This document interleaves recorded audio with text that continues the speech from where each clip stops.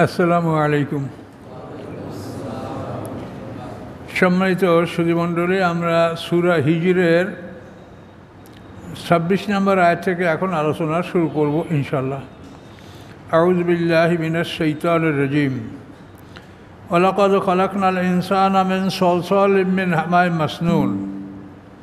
এবং নিশ্চয়ই আমি সৃষ্টি করেছি মানুষকে ঠনঠনা মাটি হতে, শুকনা মাটি হতে, যে মাটিটা মিন হামাইম মাসনুন, দুর্গন্ধময় কালো কাদা থেকে সংগ্রহ করা হয়েছে।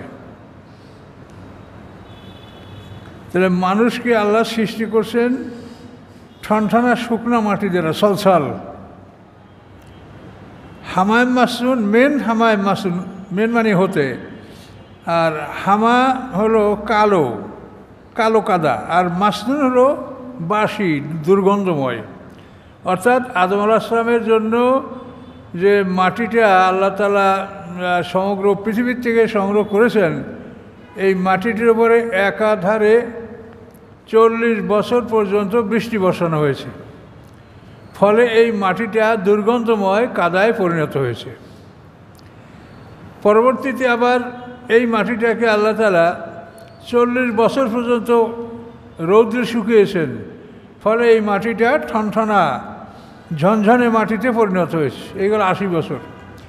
তৃতীয় 40 বছর এই মাটিটাকে পৃথিবীর সব ধরনের পানি দ্বারা মেজে মেজে এটাকে গাড়া কাদায় পরিণত হয়েছে, যেটা আল্লাহ অন্য জায়গায় আল্লাহ বলছেন তিন এন লাজিব, প্লাস্টিক কেলে বা গাড়া কাদা। তাহলে মাটিটাকে প্রথম 40 বছর ভিজানো হয়েছে, দুর্গন্ধময় কাদায় পরিণত হয়েছে। দ্বিতীয় 40 বছর শুকানো হয়েছে। তৃতীয় 40 বছর সব ধরনের পানি দ্বারা মেজে মেজে গাড়া কাদায় পরিণত করে মক্কা এবং তায়েফের মাঝখানে দোহনা নামী জায়গায় আদম আলাইহিস সালামের দেহটা আল্লাহ তৈরি করছেন, মাটির দেহটা। এই আদম আলাইহিস সালামের মাটির সাথে আমাদের মাটি ওর মধ্যে একসঙ্গে আল্লাহ নিয়েছেন। আমরা পৃথিবীর যত মানুষ আসবো, এই সব মানুষের মাটি, পানি, মাটি, আগুন, বাতাস সবই আদমের সাথে একসঙ্গে নিয়েছেন আল্লাহ তাআলা। তো আদমকে এভাবে আল্লাহ সৃষ্টি করার পরে তার পায়ের দিক থেকে রুহু ছেড়ে দিয়েছেন। রুহু যখন হাঁটু পর্যন্ত আসে, তখন আদম আলাইহিস সালাম দাঁড়াবার চেষ্টা করছে। কোরআনে আল্লাহ আয়াত নাযিল করেন, খলেকাল ইনসানু আজুলা, মানুষকে ব্যস্ত সৃষ্টি করা হয়েছে। প্রাণটা এখনও ভিতরে যেতে পারে নাই, তার আগে সে দাঁড়াবার চেষ্টা করছে। এরপরে এই প্রাণটা যখন আস্তে আস্তে মস্তিষ্কের মধ্যে গেছে, তখন আদম আলাইহিস সালামের মস্তিষ্ক সুরসুর করে উঠেছে এবং তিনি হাসি দিয়েছেন। হাসি দিয়েই বলেছেন আলহামদুলিল্লাহ। এই হাসি দিয়ে আদম আলাইহিস সালাম যে আলহামদুলিল্লাহ বললেন, এইটা আদম আলাইহিস সালামের প্রথম মুখের কথা, এর আগে আর কিছুদিন বলেননি। তো এই কথা শুনে আল্লাহ তাআলা জবাব দিলেন, ইয়ারহামুকুমুল্লাহ, তোমাদের প্রতি আল্লাহ রহম করুন। যে সৃষ্টি হয়ে জন্মগ্রহণ করেই তুমি আলহামদুলিল্লাহ বললে, তোমাদের প্রতি আল্লাহ রহম, ইয়ারহামুকুমুল্লাহ। তো আপনারা, আমরা সবাই কেউ হাসি দিলে আমরা শুনতে পাই সে আলহামদুলিল্লাহ বলছে, তো ইয়ারহামুকুমুল্লাহ আমরা বলবো, এটা ওয়াজিব বলা। তো একই মজলিসে যদি একটা লোক বারবার হাসি দেয়, তো আপনার জন্য একবার বলা ওয়াজিব, তারপর যদি বলেন তো সুন্নাত মুস্তাহাবে সব পাবেন। আবার মজলিস পাল্টিয়ে বললে সেখানে আবার, মজলিস পাল্টিয়ে হাসি দিলে সেখানে আবার ওয়াজিব হবে জবাব দেওয়াটা। তো দীর্ঘ কথা। এখানে এই আদম আলাইহিস সালামের মস্তিষ্ক থেকে যে একটু হালকা পানি বের হয়েছিল, এই পানির মধ্যে একটা শুক্রকীট ছিল। আল্লাহ তাআলা জিবরিল আমিনকে আদেশ দিয়েছেন, যেটাকে সংরক্ষণ করো হে জিবরাইল, এটা বিশেষ কাজে ব্যবহার করা হবে। এই শুক্রকীটটি জিবরিল আমিন আল্লাহর হুকুমে সংরক্ষণ করেছেন। পরবর্তী যখন ঈসা আলাইহিস সালাম দুনিয়াতে আসবেন, তখন এই শুক্রকীটটি জিবরিল আমিন বাতাসের মাধ্যমে ফুঁক দিয়ে মরিয়ামের জনিদারে পৌঁছে দিয়েছেন, যেটা কোরআনে সম্পূর্ণ বিবরণ আছে। আল ইমরানে আছে, তারপরে সূরা মরিয়ামে আছে। এই বিশাল এই ঘটনা কোরআনে উল্লেখ আছে। তো আদম আলাইহিস সালামকে সৃষ্টি করার পরে তাকে জ্ঞান দান করা হয়েছে, ফেরেশতারা সিজদা করছে, তারপর তাকে জান্নাতে নিয়ে যাওয়া হয়েছে। মুহররমের 10 তারিখ শুক্রবার দিন চাষতে রক্তে জান্নাতে নিয়ে যাওয়ার পরে আদম আলাইহিস সালাম তন্ময় অবস্থা, আধা হুশ আধা বেহুশ এমত অবস্থায় আদম আলাইহিস সালামের বাম পাজরের হাড্ডি নিয়ে জান্নাতে বসে আল্লাহ মা হাওয়া আলাইহিস সালামকে সৃষ্টি করেছেন, তামাম পৃথিবীর মানুষের মা। এই দুজন সৃষ্টি হওয়ার পরে আমরা যারা মানুষ দুনিয়াতে আসি, আমাদের সৃষ্টিটা আল্লাহ তাআলা মানে বীর্যে রূপান্তরিত করে দিয়েছেন। আমাদের যে পানি, মাটি, আগুন, বাতাস, আদমের মধ্যে যেটা ছিল সেটাকে আল্লাহ বীর্যে রূপান্তরিত করেছেন। ফলে সেই বীর্যের মাধ্যমে আমরা পৃথিবীতে আমাদের বংশবিস্তার আমাদের লাভ হয়েছে, আমরা বংশবিস্তার লাভ করেছি। তো এই ঘটনা কোরআন শরীফে বারবার আসতেছে, আমরা বারবার বলছি, এটা আপনারা স্মরণে রাখবেন। এলো আদমের কথা। ওয়াল জান্না, জান হলো জিন জাতির আদি পিতা, মানব জাতির আদি পিতা আদম, আর জিন জাতির আদি পিতা হচ্ছে জান। ওয়াল জান্না, এবং জানকে খালাকনাহু, আল্লাহ বলেন আমি সৃষ্টি করছি তাকে মেন কবলু, আদমের আগে, মেন নারের সামুম, ধোঁয়াবিহীন আগুন দ্বারা।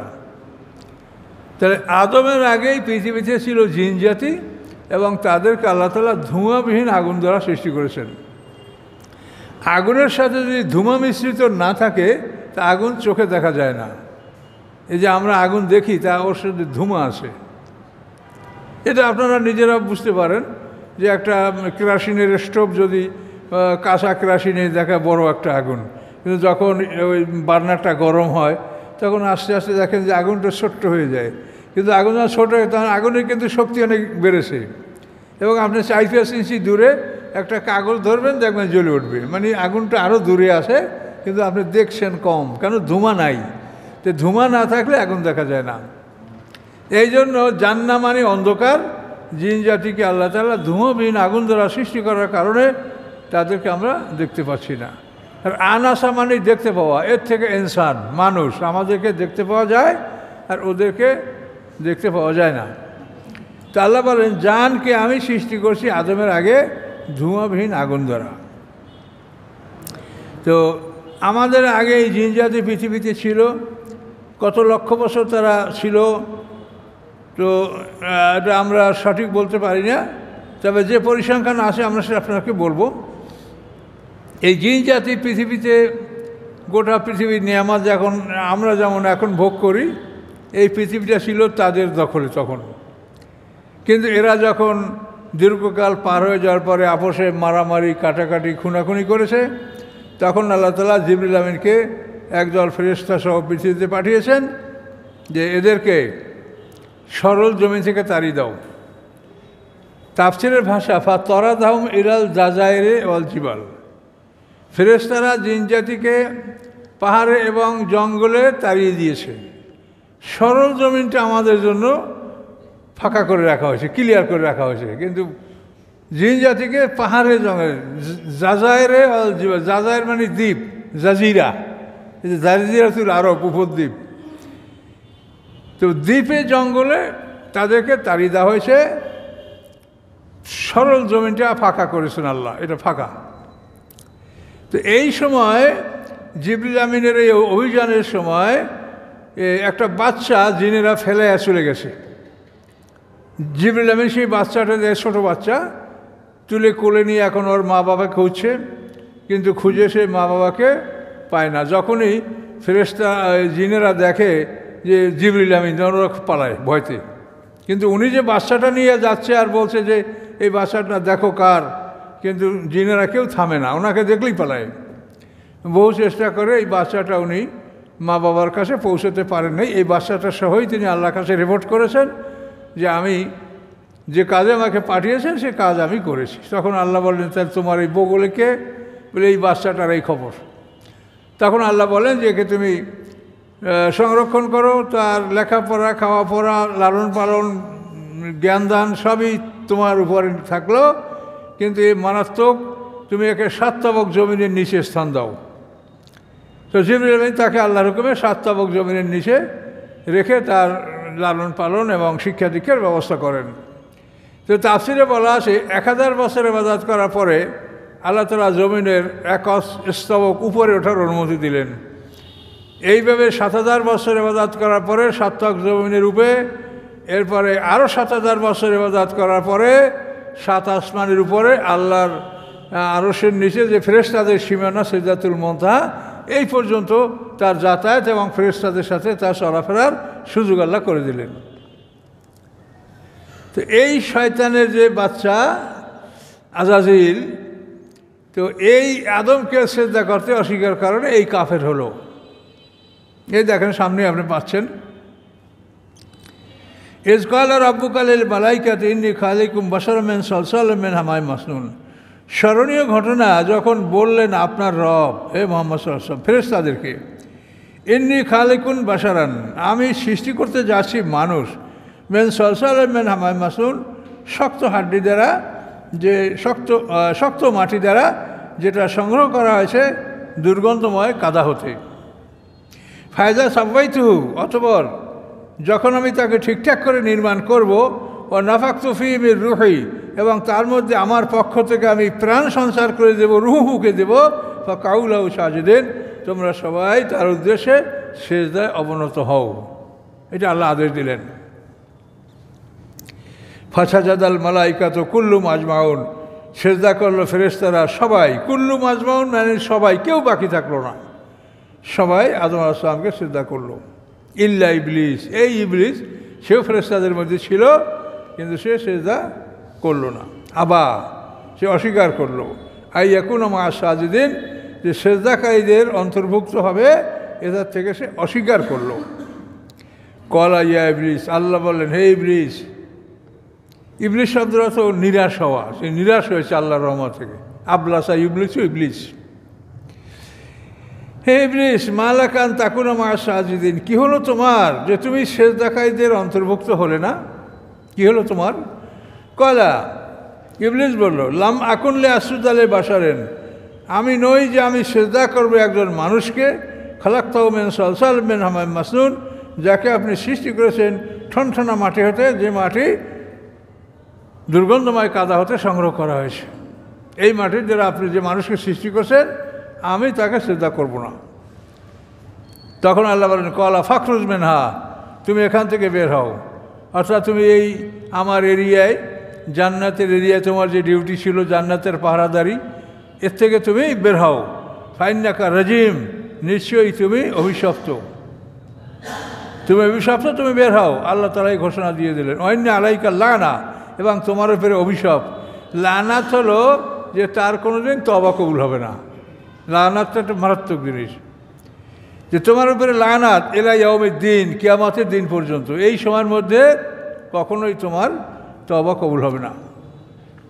আল্লাহ যখন এই ঘোষণা দিলেন, কলা, ইবলিস বলল, রব্বে, হে আমার রব, আনজিরনি ইলা ইয়াউমি ইউবআসুন, মোহলার দিন, অবকাশ দিন আমাকে পুনরুত্থান দিবস পর্যন্ত।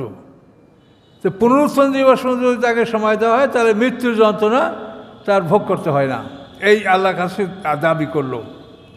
কলা ফাইন্নাকা মিনাল মুনজারিন, নিশ্চয়ই তুমি অবকাশ প্রাপ্তদের অন্তর্ভুক্ত, তোমাকে অবকাশ দেওয়া হলো, কিন্তু ইলা ইয়াউমিল ওয়াক্তিল মালুম, নির্ধারিত সময়ের একটা দিন পর্যন্ত, নির্ধারিত সময়ের একটা দিন পর্যন্ত, সেটা হলো প্রথম সিঙ্গার ফুৎকার পর্যন্ত তোমাকে সময় দেওয়া হলো। এই প্রথম সিঙ্গার ফুৎকার শুরু হওয়ার পরে তোমার মৃত্যু শুরু হবে, এবং সিঙ্গার ফুৎকার শেষ হবে, এর এত সময় বসে তোমার জান কবজ করা হবে। তাহলে ইবলিস যেটা চাইছিল দ্বিতীয় ফুৎকার পর্যন্ত, সেই পর্যন্ত আল্লাহ তাকে হায়াত দেন নাই, প্রথম সিঙ্গার ফুৎকারেই তার সমাপ্তি ঘটেছে। প্রথম সিঙ্গার ফুৎকারে শুরু হওয়ার পরে আর মৃত্যু যন্ত্রণা শুরু হয়েছে। পালাবার জন্য আকাশের সীমানা ভেদ করার চেষ্টা করেছে, ফেরেশতারা মাইরা মাইরা পিটিয়ে পিটিয়ে মাঠের মধ্যে নিয়ে আসছে। ইবলিস এবং ইবলিসের যে সঙ্গবঙ্গ, তাদের সবাইরই মৃত্যু হবে প্রথম সিঙ্গার ফুৎকারের সময়। আর সাধারণ জিন জাতি যারা, এদের মৃত্যু মানুষের মতো, এদের মৃত্যু ইমান, বংশবিস্তার, ওদেরও বংশবিস্তার আছে, কিন্তু ওরা মরবে সব ওই প্রথম সিঙ্গার ফুৎকারে, এর আগে ইবলিস বাহিনী এটা মরবে না। ইলা ইয়াউমিল ওয়াক্তিল মালুম, নির্ধারিত সময়ের দিন পর্যন্ত তোমাকে অবকাশ দেওয়া হলো। কলা, শয়তান বলল, রব্বি, হে আমার রব, বিমা আগাইতানি, যে কারণে আপনি আমাকে পথভ্রষ্ট করলেন, বিপদগামী করলেন, লা উযায়্যিনান্না লাহুম ফিল আরদি, অবশ্যই আমি পৃথিবীকে তাদের জন্য আমি সুসজ্জিত করব। উযায়্যিনান্না লাহুম, আমি সুসজ্জিত করব তাদের জন্য পৃথিবীতে সব কিছু, পৃথিবীর সব জিনিস আমি এমন করে সুন্দর করে তাদের সামনে উপস্থাপন করব যে তারা আমার কথা শুনবে, আপনার কথা শুনবে না। ওয়ালা উকবিয়ান্নাহুম আজমাইন, এবং তাদের সবাইকে আমি বিপদগামী করব। বিপদগামী করার মাধ্যমটা কি বলল শয়তান? যে পৃথিবীর সব কিছু আমি খুব করে সুন্দর করে সাজাবো। এই পৃথিবীর সাজসজ্জা দেখেই কিন্তু আমরা হয়রান হয়ে যাই। তো এখানে এগুলো চিন্তা করতে হবে যে এই সাজসজ্জা এটা দুনিয়ার খেলা তামাশা, প্রকৃত নেয়ামত আল্লাহর কাছে। প্রত্যেকটা জিনিসের একটা স্পেসিমেন, একটা নমুনা শুধু আপনি পৃথিবীতে পাচ্ছেন। এটার মূল জিনিসটা আপনি জান্নাতে পাবেন। জীবন, যৌবন, খাওয়া পরা, লেবাস, পোশাক, সব কিছু, মানে আসলে সব কিছু শান্তি ওখানেই আপনি প্রকৃত শান্তি পাবেন। এখানে শুধু এই ধাঁধার মতো, মরীচিকার মতো মনে হয় যে এই ধরবো কিন্তু ধরতে পারবো না, এর আগে আমার ডাক এসে যাবে। মনে হয় যেন এইটা করবো কিন্তু আমি করতে পারবো না, এর আগে আমার তলব হয়ে যাবে। কিন্তু ইবলিস বলল ইল্লা ইবাদাকা মিনহুমুল মুখলাসিন, আপনার বান্দা তাদের মধ্যে হতে যারা মুখলাস তাদেরকে আমি বিপদগামী করতে পারবো না। মুখলাস মানে যাদেরকে আল্লাহ খাঁটি করে সৃষ্টি করেছেন, নির্ভেজাল সৃষ্টি করেছেন, নবী রাসূল পয়গম্বর, এরা মুখলাস। আর আমরা মেহনত করি মুখলেস, আমরা চেষ্টা সাধনা করে আমরা মুখলেস হতে পারি, কিন্তু আমরা মুখলাস না। মুখলাস হলো নবী রাসূল, যাদেরকে আল্লাহ তাআলা নবুয়তের জন্য বিশেষভাবে সৃষ্টি করেছেন। শয়তান বলল যে আমি তাদের সাথে পারবো না। আল্লাহ বলেন হাযা সিরাতুন আলাইয়া মুস্তাকিম, এটাই হচ্ছে আমার দিকে চলে আসার সোজা রাস্তা। অর্থাৎ এই মুখলাস বান্দারা তারা যে পথে চলে সেই পথটাই হলো আমার কাছে চলে আসার সোজা পথ। ইহদিনাস সিরাতাল মুস্তাকিম, যেটা আমরা সূরা ফাতিহায় পড়ছি, ওই একই কথা, যে আমার কাছে চলে আসার সোজা রাস্তা হলো ওই মুখলাস বান্দা, তাদের পথ, তাদের রাস্তা। সিরাতাল্লাযিনা আনআমতা আলাইহিম, যেটা আমরা বলি ফাতিহায়, যে তাদের রাস্তা যারা আপনার পুরস্কার লাভ করেছে, আপনার পুরস্কার প্রাপ্ত হয়েছে, তাদের রাস্তা। আল্লাহ বলেন ইন্না ইবাদি লাইসা লাকা আলাইহিম সুলতান, নিশ্চয়ই যারা আমার বান্দা নাই তোমার জন্য তাদের উপরে কোনো ক্ষমতা। আমার বান্দা যারা, তাদের উপরে তোমার কোনো ক্ষমতা নাই। ক্ষমতা আছে কাদের উপরে? ইল্লা মানিত্তাবাকা মিনাল গাবিন, ব্যতীত তারা যারা তোমার অনুসরণ করবে এবং তারা গাবিন, গোমরাহ, পথহারা, ওদের উপরে তোমার কর্তৃত্ব চলবে। কিন্তু আমার বান্দার উপরে তোমার কর্তৃত্ব চলবে না। আমার বান্দারা যখনই ভুল করবে, বুঝতে পারবে, আউযুবিল্লাহ পড়বে, আমার কাছে আশ্রয় চাবে, আমি তাদেরকে আশ্রয় দিব, রক্ষা করব।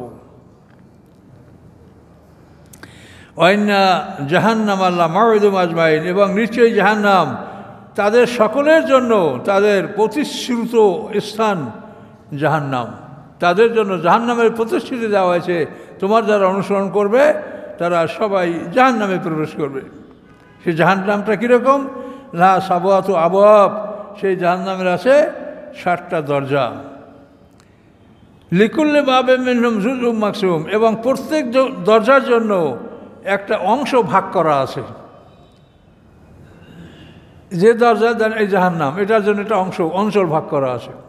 হুতামা, এটার জন্য এই দরজা, এটার জন্য একটা বিরাট অঞ্চল ভাগ করা আছে। এইভাবে 7টা দোজখের জন্য 7টা দরজা, এবং প্রত্যেকটা দরজায় একটা বিরাট অঞ্চল, এটা ভাগ করা আছে।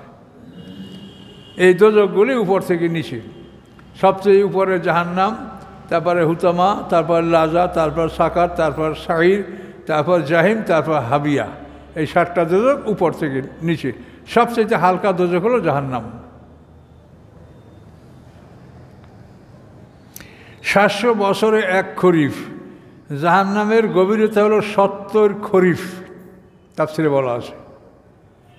জাহান্নামের গভীরতা 70 খরিফ। এই 70 খরিফ পর্যন্ত আগুনের গর্ত। এর মধ্যে মানুষ পড়বে, ফেলে দেওয়া হবে। আগুনে জ্বলতে জ্বলতে যখন উপরে ভেসে উঠবে, তখন ফেরেশতারা লোহার মুদ্রা দ্বারা পিটান দিয়ে আবার নিচে তাকে ফেলে দেবে।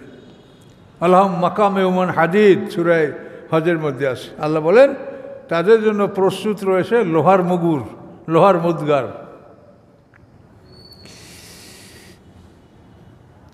ইন্নাল, এখন তো এই অপরাধীদের আমরা কথা শুনলাম, তো ইন্নাল মুত্তাকিনা ফি জান্নাতিন ওয়া উয়ুন, নিশ্চয়ই যারা মুত্তাকিন, যারা আল্লাহকে ভয় করে, তারা বাগানের মধ্যে অবস্থান করবে এবং ঝর্ণার মধ্যে। তাদের বাড়িঘরগুলি যেখানে থাকবে বাগান এবং ঝর্ণা, এর মধ্যে তাদের বাড়িঘরগুলি থাকবে। আল্লাহ বলেন উদখুলুহা বিসালাম, প্রবেশ করো ওই বাড়িঘরে নিরাপদে, নিরাপদ, কোনো ভয় ভীতি নাই। আমিনিন, শান্তি সহকারে এবং নিরাপত্তা সহকারে তোমরা এই বাড়িঘরে, তোমাদের এই বাড়িগুলি তোমাদের নামে বরাদ্দ, এখানে তোমরা প্রবেশ করো। প্রত্যেকটা মানুষের নামে এই জান্নাতের বাড়ি, জাহান্নামের বাড়ি বরাদ্দ আছে। এবং আমরা যে আমল করি সকাল বিকাল, রোজা, নামাজ, ইবাদত, বন্দেগী, এগুলা ফেরেশতারা আল্লাহর কাছে নিয়ে যায়। আল্লাহকে দেখাইয়া আল্লাহর অনুমতিক্রমে তারা আমাদের এটা ইল্লিন সিজিনে জমা করে এবং জান্নাতে যে আমাদের বাড়ি আছে ওই বাড়িতে তারা নেয়ামত তৈরি করে। প্রতিদিনই আমাদের আমলের মাধ্যমে জান্নাতে আমার জন্য গাছপালা, ফল মূল, বাগ বাগিচি এটা তৈরি হচ্ছে। এটা সবই পৃথিবীর থেকে ওখানে যাচ্ছে এবং এগুলি তৈরি হচ্ছে। এই পৃথিবী স্বর্ণে ভরা। এই পৃথিবীতে আপনি যদি বলেন সুবহানাল্লাহ, আলহামদুলিল্লাহ, লা ইলাহা ইল্লাল্লাহ, আপনি যদি সূরা ফাতিহা পড়েন, ইখলাস পড়েন, তো চাকা চাকা স্বর্ণ আপনার জান্নাতের বাড়িতে জমা হচ্ছে। কিন্তু এই পৃথিবীর যে স্বর্ণ, এগুলো দেখবেন সব ছাই হয়ে যাবে। হাসরের ময়দানে আপনি মাঠে দেখবেন যে মানুষের এই স্বর্ণগুলি চাকা চাকা স্বর্ণের বার মানে পদদলিত করে যাচ্ছে। তখন মানুষ বলবে, হায় রে স্বর্ণ, তোমার জন্য আমি মানুষকে খুন করেছি, তোমার জন্য আমার হাত কাটা হয়েছে, তোমার জন্য আমার পা কাটা হয়েছে, তো এখন তো তোমার কোনো মূল্য নাই। অর্থাৎ পৃথিবীতে যেগুলি আমরা খুব মূল্যবান মনে করি, যেগুলির জন্য আমরা মারামারি, কাটাকাটি, লড়াই করি, পরকাল এগুলির কোনো অস্তিত্ব থাকবে না।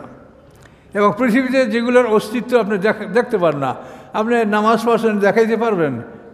এটা বলতে পারবেন যে আমি নামাজ পড়েছি, অস্তিত্ব নেই, দেখানো যায় না। আপনার ইবাদত, বন্দেগী, তেলাওয়াত, কিছু এর অস্তিত্ব আমরা দেখাতে পারি না। এগুলি পরকালে অস্তিত্ব লাভ করবে।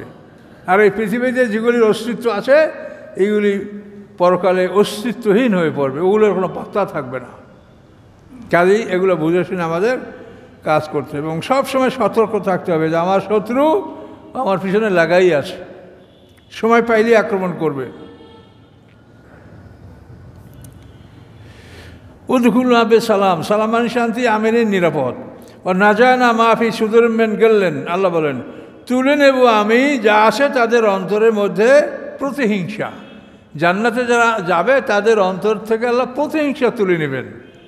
দুনিয়া যেমন আমার অভাব নাই, কিন্তু উনি আমার সাথে বড়, উনি আমার সাথে ধনী, এই জন্য আমার মনে একটা প্রতিহিংসা থাকে। আল্লাহ বলেন জান্নাতি মানুষের মধ্যে এই প্রতিহিংসা থাকবে না। এই জন্য জান্নাতের পুরুষরা অনেক স্ত্রী পাবে, এই স্ত্রীদের মধ্যে ওরকম প্রতিহিংসা থাকবে না যে প্রতিহিংসা দুনিয়ার নারীদের মধ্যে আসে। এই প্রতিহিংসাটা থাকবে না। প্রতিহিংসা থাকলেই কিন্তু অশান্তির সৃষ্টি হয়।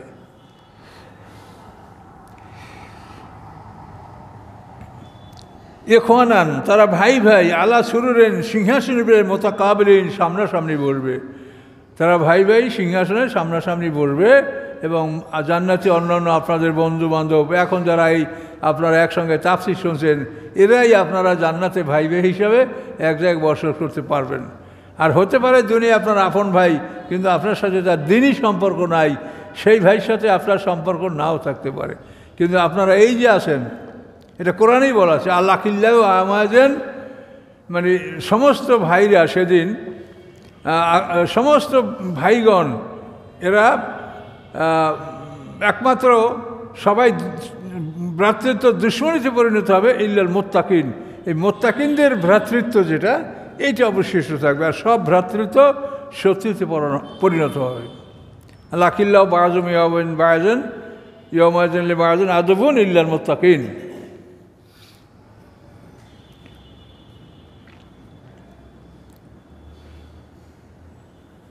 আল্লাহ আকিল্লাহ বায়াজুমলে বায়াজেন ইয়মাজান আছে, আকিল্লাহ ইয়মাজান বায়াজুমলে বায়াজেন আদবুন ইল্লাল মুত্তাকিন। তো আল্লাহ বলেন সেখানে এরকম আপনারা বন্ধু বান্ধব সিংহাসনে হেলান দিয়া বসবেন, আরামায়েশ করবেন।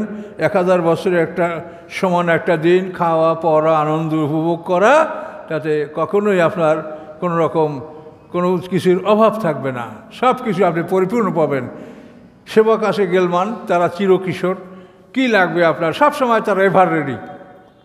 স্ত্রীরা হবে তারা হুর, আর সেবকরা গেলমান। গেলমান হলো কিশোর, এরা চিরকিশোর, এরা ওর চাইতে আর কোনো দিন বড় হবে না।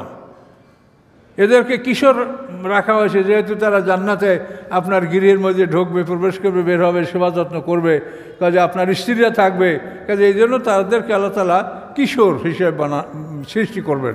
নতুন একটা জাতি আল্লাহ সৃষ্টি করবেন জান্নাতীদের সেবার জন্য। লা ইয়ামাসসুহুম ফিহা নাসাবুন, স্পর্শ করবে না তথায় তাদের কোনো কষ্ট। ওয়া হুম মিনহা বিমুখরাজিন, এবং কখনোই তাদেরকে ওখান থেকে বের করা হবে না, তারা বের হবে না ওখান থেকে। নাব্বে বাদি, আপনি জানিয়ে দেন আমার বান্দাদেরকে, আন্নী আনাল গফুর রহিম, যে নিশ্চয়ই আমি ক্ষমাশীল, আমি দয়াময়। আল্লাহ বলছেন আপনি আমার বান্দাকে জানিয়ে দেন যে আমি দয়াময়, আমি ক্ষমাশীল। কিন্তু এই ক্ষমাশীল মনে করে আপনি শয়তানের পরামর্শে পাপ করবেন না। শয়তানের পাপ কর, আল্লাহ তো ক্ষমাশীল, মাফ করে দিবে। হ্যাঁ, এটা আল্লাহ বলছে আল্লাহ তাকুর রান্নাকুম বিল্লাল গারুর, যে শয়তান যেন তোমাকে আল্লাহর ব্যাপারে ধোকায় না ফেলে। আল্লাহ বলছে আমি ক্ষমাশীল, তুই পাপ কর, মাফ করে দেবে। সকালে করবি, বিকালে মাফ করবে, রাত্রে অন্যায় করবি, ভোরে আল্লাহর কাছে মাফ চাবি, মাফ করবে।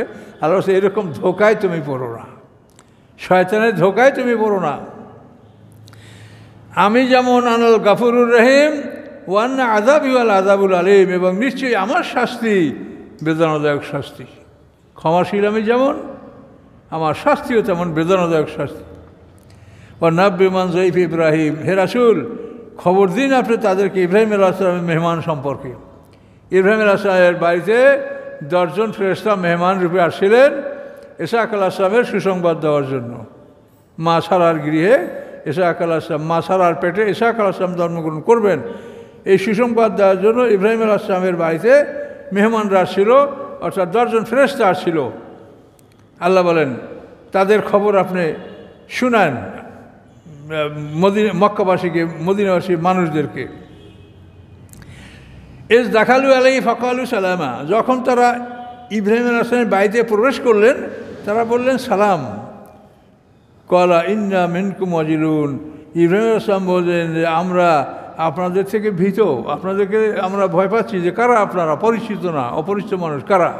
ইন্না মিনকুম ওয়াজিলুন, আমরা আপনাদের থেকে ভীত। ক্বালু লা তাওজাল, ফেরেশতারা বললেন ভীত হবেন না। ইন্না নুবাশশিরুকা বিগুলামিন আলিম, নিশ্চয়ই আমরা সুসংবাদ দিচ্ছি আপনাকে একটা যুবকের, একটা ছেলের, আলিম যেভাবে জ্ঞানী, অর্থাৎ ইসহাক আলাইহিস সালাম। ইসমাইল আলাইহিস সালামের 13 বছর পরে ইসহাক আলাইহিস সালাম ভূমিষ্ঠ হয়েছেন। তো এই ইসহাক আলাইহিস সালামের সুসংবাদ দেওয়ার জন্য এই ফেরেশতা ইব্রাহিম আলাইহিস সালামের বাড়িতে আসছিলেন 10 জন ফেরেশতা। এটা কোরআন শরীফের বিভিন্ন জায়গায় আছে। ইব্রাহিম আলাইহিস সালাম বলেন ক্বালা আবাশশারতুমুনি আলা মাসানিয়াল কিবারু, তোমরা আমাকে সুসংবাদ দিচ্ছ এমন একটা অবস্থা যে স্পর্শ করেছে আমাকে বার্ধক্য। এই খবরটা 100 বছর পার হয়ে যাওয়ার পরে তাফসীরে বলা আছে যে ইসমাইল আলাইহিস সালাম 98 বছর বয়সে জন্মগ্রহণ করেছেন। 13 বছর পরে ইসহাক আলাইহিস সালাম জন্মগ্রহণ করেছেন, 100 বছর পার হয়ে যাওয়ার পরে। ক্বালা আবাশশারতুমুনি, তোমরা আমাকে সুসংবাদ শোনাচ্ছ আলা এমন একটা সময় যে মাসানিয়াল কিবারু, যে আমাকে বার্ধক্য স্পর্শ করেছে। ফাবিমা তুবাশশিরুন, তোমরা কিসের সুসংবাদ দিচ্ছ আমাকে? কিসের সুসংবাদ? দেখে হতে পারে অসম্ভব ব্যাপার। ক্বালু বাশশারনাকা বিল হক, তারা বলল যে আমরা ন্যায়সঙ্গতভাবে, নিশ্চিতভাবে আপনাকে সুসংবাদ জানাচ্ছি। এই 10 জন ফেরেশতা আসার কারণই এইখানে যে স্বামী স্ত্রী উভয় বৃদ্ধ, কাজে একজনে বললে যদি বিশ্বাস না হয়, তার 10 জনের কথার একটা গুরুত্ব অন্যরকম। এই জন্য আল্লাহ তাআলা 10 জন ফেরেশতা পাঠিয়েছিলেন।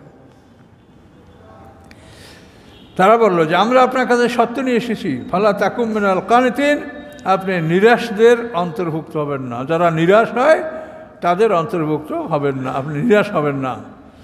ক্বালা ওমা ইয়াকনুত মির রাহমাতি রাব্বিল্লাহ দাল্লুন, ইব্রাহিম আলাইহিস সালাম বলেন যে আল্লাহর রহমত থেকে কে নিরাশ হয় বিপদগামী ছাড়া? যারা দললুন, যারা পথভ্রষ্ট, তারা ছাড়া আল্লাহর রহমত থেকে কে বিপদগামী হয়? কাজে আমি আল্লাহর রহমত থেকে আমি নিরাশ হব না। এরপরে এই ইব্রাহিম আসলামকে সুসংবাদ দেওয়ার পরে ইব্রাহিম আসলাম জিজ্ঞাসা করলেন, ফামা খতবুকুম আইয়ুহাল মুরসালুন, তোমাদের আর কি কাজ আছে হে প্রেরিত ফেরেশতাগণ? এই 10 জন ফেরেশতা যে শুধু তারই একটা সন্তানের সুসংবাদ দেওয়ার জন্য আসে এটা না, ইব্রাহিম আসলাম বুঝে ফেলেছেন যে এরা আরও কোনো মিশন নিয়ে বা প্রোগ্রাম নিয়ে আসছেন। ফামা খতবুকুম, কি তোমাদের কার্যক্রম আছে? আইয়ুহাল মুরসালুন, হে প্রেরিত ফেরেশতারা বলো। কলু, তারা বলল, ইন্না উরসিলনা ইলা কওমিন মুজরিমিন, নিশ্চয়ই আমরা প্রেরিত হয়েছি একটা অপরাধী সম্প্রদায়ের প্রতি। এই অপরাধী সম্প্রদায় হলো লূত সম্প্রদায়। ইব্রাহিম আলাইহিস সালামের পুত্র সন্তানের সুসংবাদ দিয়া এখান থেকে উত্তর দিকে লূত আলাইহিস সালামের বাসস্থান ছিল উত্তর দিকে সুদম শহরে, সেদিকে এই ফেরেশতারা যাবে। ইন্না উরসিলনা ইলা কওমিন মুজরিমিন, আমরা প্রেরিত হয়েছি একটা অপরাধী সম্প্রদায়ের প্রতি। ইল্লা আলা লূত, শুধু লূত পরিবার বাদে, লূত পরিবার রক্ষা পাবে সে বাদে। ইন্না লা মুনাজ্জিহুম আজমাইন, নিশ্চয়ই আমরা লূত পরিবারকে সবাইকে আমরা মুক্তি দিব।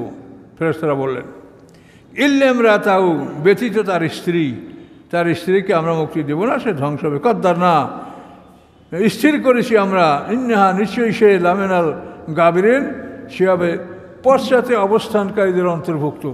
যারা পিছনে থাকবে তাদের অন্তর্ভুক্ত হবে এই মহিলা, কাজে তাকে মুক্তি দেওয়া হবে না, এছাড়া লূত পরিবারের সবাই মুক্তি পাবে। এই ঘটনা কোরআন শরীফে বিভিন্ন জায়গায় 2 রকম হয়েছে, থাকি 60।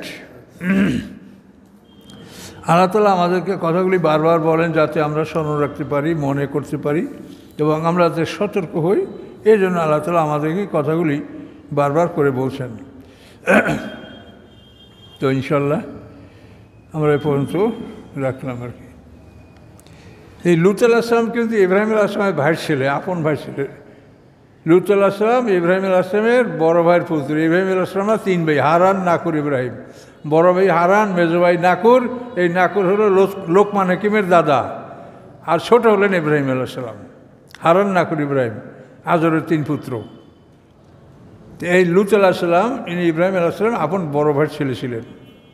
সে ইব্রাহিম আলাইহিস সালাম যেখানে সিরিয়ার মানে হেবরন শহরের আল খলিলে ইব্রাহিম আলাইহিস সালাম বসবাস করতেন, আর লূত আলাইহিস সালামের অঞ্চলটা ছিল আরও একটু উত্তর দিকে। আস্তাগফিরুল্লাহ আল্লাযী লা ইলাহা ইল্লা হুয়াল হাইয়ুল কাইয়্যুম ওয়া আতুবু ইলাইহি, লা হাওলা ওয়া লা কুওয়াতা ইল্লা বিল্লাহ। আল্লাহুম্মা সাল্লি আলা মুহাম্মাদ ওয়া আলা আলি মুহাম্মাদিন কামা সাল্লাইতা আলা ইব্রাহিম ওয়া আলা আলি ইব্রাহিম ইন্নাকা হামিদুম মাজিদ। আল্লাহুম্মা বারিক আলা মুহাম্মাদ